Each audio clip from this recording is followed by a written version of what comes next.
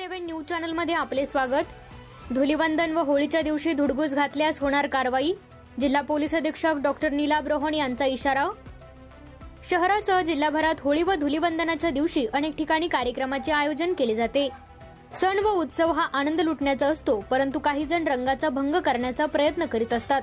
त्यामुळे कुठेही कायदा व सुव्यवस्थेचा प्रश्न निर्माण झाल्यास संबंधितांवर कायदेशीर कारवाई करण्याचा इशारा जिल्हा पोलीस अधीक्षक नीलाभ रोहन यांनी दिला आहे।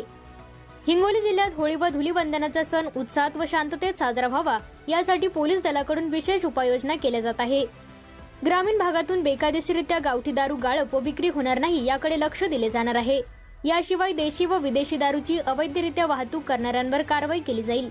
वाहनांच्या तपासणीसाठी जिल्ह्यातील 13 पोलीस ठाणे अंतर्गत विशेष पथके नियुक्त करण्यात आली आहे। याशिवाय स्थानिक गुन्हे शाखेची 4 पथकेही कार्यरत असणार आहे। या पथकाच्या माध्यमातून 4 चाकी दुचाकी वाहनांसह ऑटोची तपासणी केली जाणार असून दारूची वाहतूक करणारी वाहने जप्त करून चालकांवर गुन्हे दाखल केले जाणार आहे। त्यासाठी रविवारी 1 मार्च पासून वाहनांची तपासणी मोहीम हाती घेतली जाणार आहे।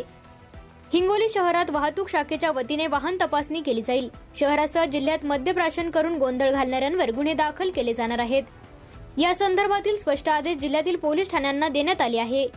संवेदनशील भागामध्ये पोलीस विभागाची गस्त राहणार आहे। कुठेही कायदा व सुव्यवस्थेचा प्रश्न निर्माण होऊ नये याबाबत विशेष दक्षता घेण्यात आली आहे। तर मद्यप्राशन करून वाहन चालवणाऱ्यांचा शोध घेण्यासाठी वाहन चालकांची ब्रीथनायलायझरद्वारे तपासणी केली जाणार आहे।